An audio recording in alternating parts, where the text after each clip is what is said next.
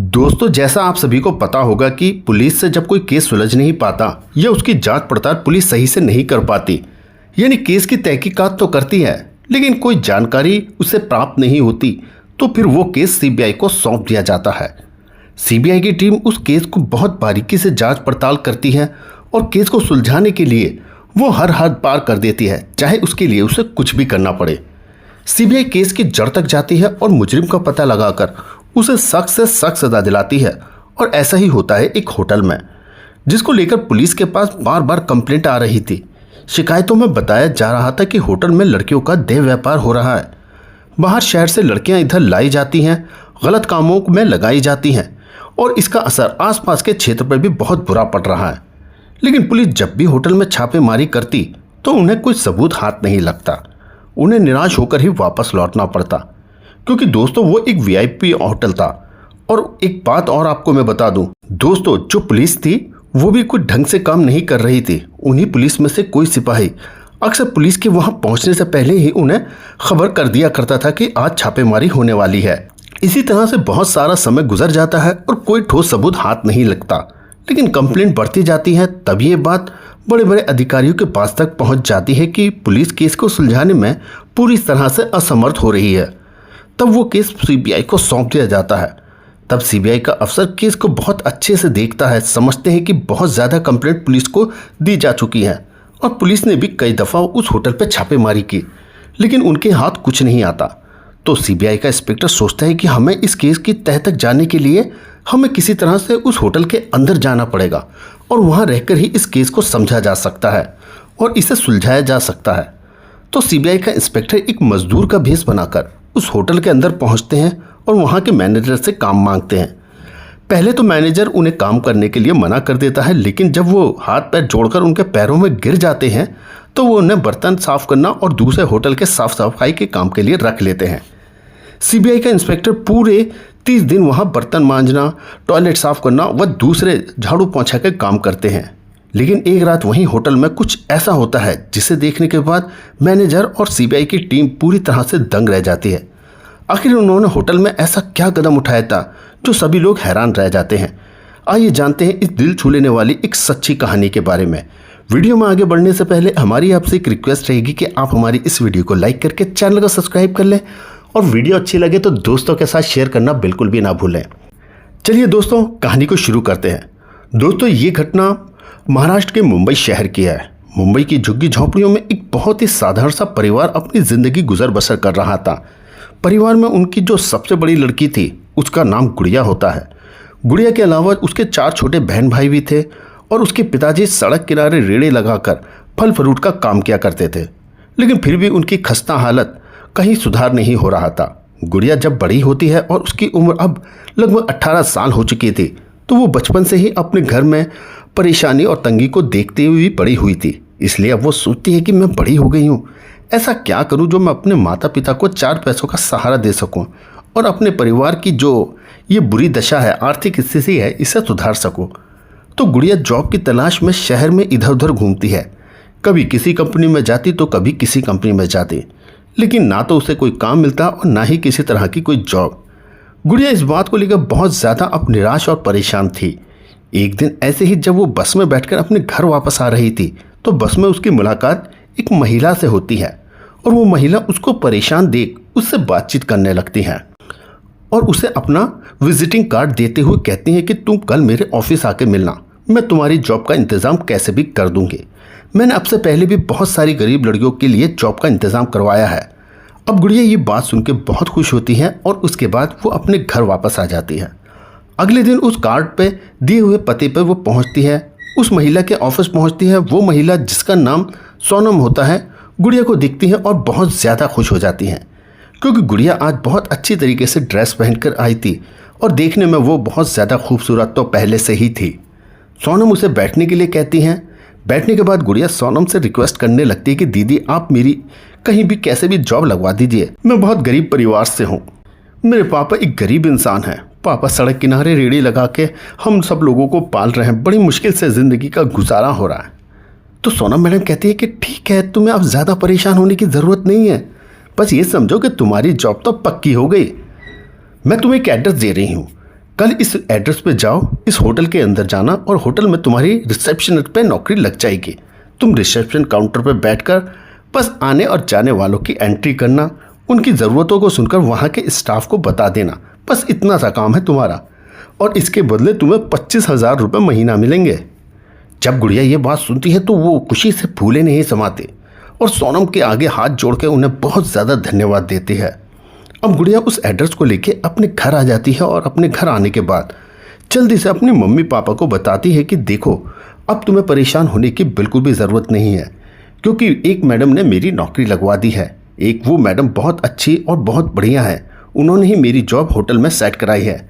कल से मैं उस नौकरी पर जाना शुरू कर दूंगी। इधर माँ बाप भी ये बात सुनते हैं तो वो भी बहुत खुश होते हैं, क्योंकि वो लोग तो गरीब थे, सोचने लगे कि हमारी बेटी को भी अब नौकरी मिल जाएगी और वो अच्छे खासे पैसे कमाएगी, जिससे ना सिर्फ हमें सहारा मिल जाएगा बल्कि इसके छोटे बहन भाई जो पढ़ना लिखना चाहते हैं वो भी अच्छे तरह से पढ़ लिख के कामयाब हो जाएंगे। अब माँ बाप भी बहुत खुश थे और गुड़िया भी बहुत ज़्यादा खुश थी।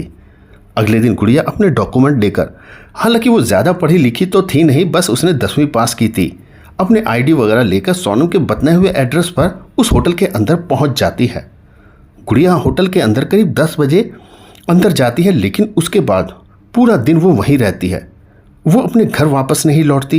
इधर माँ बाप भी अब परेशान हो जाते हैं कि आखिर हमारी बेटी इंटरव्यू देने गई थी और अभी तक वापस क्यों नहीं आई, अब तक तो उसे वापस लौट आना चाहिए था। फिर वो अपने 2-4 पड़ोसियों को लेकर गुड़िया की तलाश में इधर उधर चले जाते हैं, लेकिन फिर भी गुड़िया के बारे में कोई जानकारी नहीं मिलती। अब माँ बाप अनपढ़ थे तो उन्हें उस महिला सोनम का एड्रेस तो मालूम नहीं था और ना ही गुड़िया ने कभी उस एड्रेस के बारे में या उस महिला के बारे में बताया था। लेकिन हाँ, वो उस होटल के बारे में ज़रूर जानते थे जहाँ वो नौकरी की बात कर रही थी। इसके बाद वो होटल पहुँचते हैं तो उन्हें ये बोलकर वहाँ से भगा दिया जाता है कि इतने बड़े होटल में हम किसी अनपढ़ लड़की को क्यों जॉब देंगे, भला उसे क्यों रखेंगे, यहाँ कोई गुड़िया नाम की लड़की आई ही नहीं। माँ बाप ये बात सुनते हैं तो उनका दिल दर्द से फटा चला जाता है। गुड़िया को ढूंढते ढूंढते अब 5 दिन बीत गए थे, मगर गुड़िया का कोई खोज खबर नहीं मिलती। तब वो परेशान होकर पुलिस स्टेशन जाते हैं और वहाँ जाके गुमशुदगी की रिपोर्ट दर्ज कराते हैं और बताते हैं कि साहब, हमारी बेटी उस होटल में जॉब करने के लिए गई थी, लेकिन आज 5 दिन बीत गए, वो घर वापस नहीं लौट कर आई। हमने उसे सभी जगह खोजा, अपने सभी रिश्तेदारियों में, दोस्तों में, सहेलियों में, लेकिन किसी को भी उसके बारे में कोई पता नहीं। अब पुलिस जैसे ही होटल का जिक्र सुनती है और उस एप्लीकेशन में उस होटल का नाम देखती है तो वो फौरन चौंक जाती है और उनसे पूछती है कि आपकी बेटी की उम्र क्या होगी। तो वो लोग बताते हैं कि मेरी बेटी 18 साल की हो गई है। तब पुलिस वाले कहते हैं कि क्या तुम्हें इस होटल के सिवा और कोई होटल नहीं मिला था अपनी बेटी को नौकरी कराने के लिए। तब माँ बाप कहते हैं कि साहब, हमें तो कोई इस बारे में जानकारी ही नहीं, मेरी बेटी को एक महिला मिली थी, उसी के थ्रू वो उस होटल में गई थी, हम उस होटल को जानते ही नहीं। हमारी बेटी ही उससे फ़ोन पर बातचीत करती थी, उस महिला की बातों में आकर हमारी बेटी चली गई थी। अब पुलिस वालों के बात समझ में आ गई थी कि हो ना हो उस लड़की के साथ ज़रूर कोई ना कोई अनहोनी ज़रूर हुई है। फिर पुलिस उनकी FIR दर्ज कर लेती है और उनसे कहती है कि तुम परेशान मत हो, तुम अपने घर चले जाइए, हम इस केस की अच्छे से छानबीन करेंगे, हमें आपकी बेटी की कोई भी खबर मिलती है तो हम आपको तुरंत सूचना दे देंगे। इधर माँ बाप निराश होकर घर लौट आते हैं और पुलिस अपनी अब तहकीकात शुरू कर देती है। 1-2 बार वो उस होटल में छापेमारी करती है, लेकिन कोई भी सबूत उनके हाथ नहीं लगता, क्योंकि दोस्तों ये एक बहुत बड़ा आलीशान होटल था और बिना सर्च के वारंट के वहाँ अंदर घुसना भी बिल्कुल मना था। हालांकि पुलिस 2-3 बार अपने बड़े अधिकारियों से वहाँ की परमिशन लेकर होटल पहुँचती है, लेकिन होटल पहुँचने से पहले ही वहाँ पर सूचना आ जाती कि आज छापेमारी होने वाली है और वो लड़कियों को वहाँ से कहीं और शिफ्ट कर देते और पुलिस के हाथ कुछ नहीं लगता। पुलिस स्टेशन में भी 2-3 केस इस होटल के खिलाफ आए थे, इसलिए पुलिस को अब पूरा यकीन था कि होटल में लड़कियों का देह व्यापार चल रहा है। लेकिन जब अपना ही सिस्टम खराब हो तो सबूत कहाँ से मिलेंगे। ऐसे ही कुछ समय बीत जाता है और शहर के आला अधिकारी भी अब परेशान होकर रह जाते हैं। उनके पास रोज़ नई नई शिकायतें आ रही थी कि हमारी बेटी उस होटल में नौकरी के लिए गई थी, कोई कहता है घूमने गई थी, कोई किसी काम से बताता है, लेकिन जो भी गई थी फिर कभी लौट के वापस नहीं आई। अब जब से ये शिकायतें बहुत ज़्यादा बढ़ जाती हैं और आसपास के लोग भी जो राजनीति से जुड़े हुए थे वो भी पुलिस पर प्रेशर डालते हैं और इस केस को किसी तरह CBI को सौंप दिया जाता है। अब सीबीआई की टीम केस को बहुत अच्छे से देखती है और पिछली इन्वेस्टिगेशन को ध्यान में रखते हुए वो फैसला लेते हैं कि हम डायरेक्ट राइड नहीं डालेंगे, हम उस होटल के अंदर ही जाना पड़ेगा। वहाँ सबूत इकट्ठा करने होंगे, अच्छे से देखना होगा कि आखिर ये खबर सच है या झूठी, और अगर ये सच है तो कौन कौन लोग इसमें शामिल हो सकते हैं। क्योंकि सीबीआई का मानना था कि सिर्फ होटल को सील कर देने से असल लोगों की सच्चाई का पता नहीं चल पाएगा। अब सीबीआई के इंस्पेक्टर अपनी यूनिफॉर्म को साइड रख देते हैं और 10 दिनों तक ना तो वो नहाते हैं और ना बाल दाढ़ी बनवाते हैं, और फिर एक गरीब मजदूर का भेष बनाकर होटल मैनेजर के पास पहुंचते हैं और कहते हैं कि साहब, मैं एक बहुत बेसहारा और गरीब आदमी हूँ। 2 दिनों से मेरे घर में चूल्हा तक नहीं जला है, बीवी बच्चे भूखे हैं, कोई काम मिल जाए तो। साहब, आप मुझे इस होटल में किसी भी काम पे रख लीजिए, मैं बहुत मेहनती हूँ और मैं अपने परिवार का यहाँ मेहनत करके पालन पोषण करना चाहता हूँ। आप चाहे इसके बदले मुझे कुछ मत देना, बस मेरे परिवार को 2 वक्त की रोटी दे देना, इतना ही मेरे लिए काफ़ी है। दिन रात मेहनत करूँगा और यहीं रहूँगा।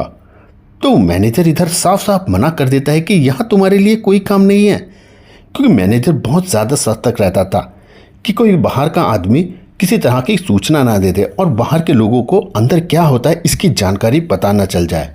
लेकिन इधर वो मजदूर मैनेजर के पैरों में पड़ जाता है और फूट फूट के रोने लगता है, भगवान का वास्ता, मेरे बीवी बच्चों का वास्ता।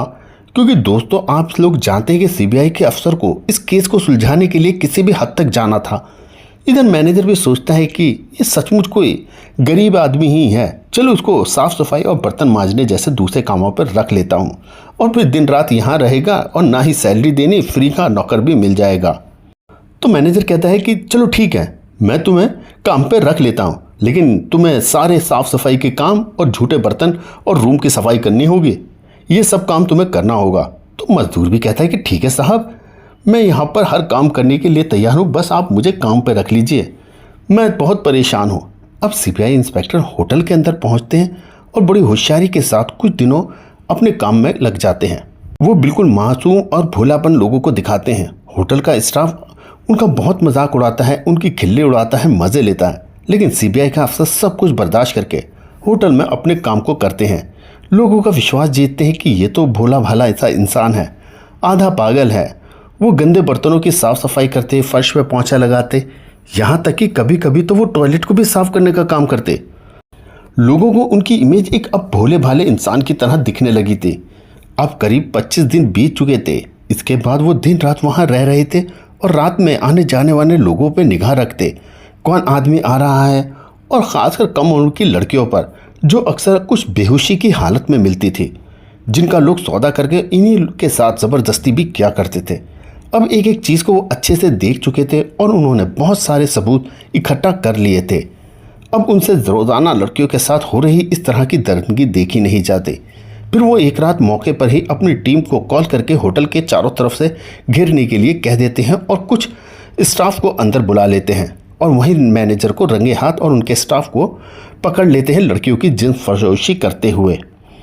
अब उस होटल से एक नहीं बल्कि 13-14 लड़कियां बरामद हो जाती हैं। सभी लड़कियों को एक जगह करके उनकी पहचान को छिपाकर उन्हें सरकारी वार्ड में शिफ्ट कर दिया जाता है, और वहां सीबीआई अब उनसे पूछताछ करती है। तो सभी लड़कियां बयान देती हैं कि हमें नौकरी का झांसा देकर हमें फंसाया गया, ज़बरदस्ती हमें यहाँ लाकर हमसे ये गंदे काम कराए गए। उन लड़कियों ने मैनेजर के साथ साथ स्टाफ और उस महिला के खिलाफ भी अपने बयान दिए। इसके बाद उन लड़कियों को बहुत ही खुफिया तरीके से उन्हीं के घरों पर बिना किसी को खबर किए भेज दिया जाता है, जिससे उनकी पर्सनल लाइफ में किसी तरह की कोई दिक्कत या परेशानी ना आए। गुड़िया को भी उसके घर भेज दिया गया। गुड़िया कुछ दिनों के लिए तो गुमनाम रहती है, लेकिन कुछ समय के बाद फिर से वो अपनी फैमिली के साथ पहले की तरह रहना शुरू कर देती है। अब सीबीआई इंस्पेक्टर ने लड़कियों के बयान के आधार पर मैनेजर को रिमांड पर लेकर उससे अब सख्ती से पूछताछ शुरू कर दी। तो उसने सोनम के बारे में एक एक सच्चाई को उगलना शुरू कर दिया। उसके सभी ठिकानों की जानकारी इंस्पेक्टर साहब को दे दी, क्योंकि गुड़िया ने जो उनको ऑफिस का एड्रेस बताया था वहाँ पर तो सोनम ने आना बंद कर दिया था।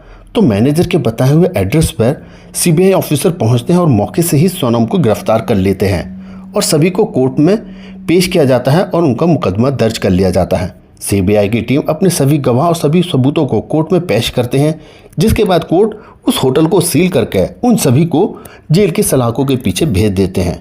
सीबीआई अफसर की सभी लोग बहुत ज़्यादा प्रशंसा करते हैं। उन्होंने इतनी बड़ी परेशानियां उठाकर अपना फ़र्ज़ निभाया और अपनी ड्यूटी को ईमानदारी से निभाकर न सिर्फ गुड़िया की बल्कि और लड़कियों की भी ज़िंदगी को बचाया तबाह होने से। दोस्तों, आपको ये कहानी जैसी भी लगी हो हमें कमेंट्स बॉक्स में ज़रूर बताएं और अगर आपको कहानी अच्छी लगी हो तो दोस्तों के साथ शेयर करना बिल्कुल भी ना भूलें।